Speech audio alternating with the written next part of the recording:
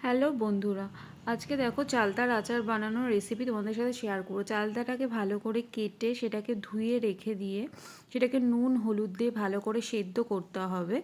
সেদ্ধ করে তারপর কিন্তু জল ঝরিয়ে নিতে হবে। জল ঝরিয়ে তারপর ভালো করে ওটাকে থেতলে নিতে হবে ভালো করে। তারপর এখানে মশলা নিয়েছি মৌরি, জিরে, ধনে, শুকনো লঙ্কা।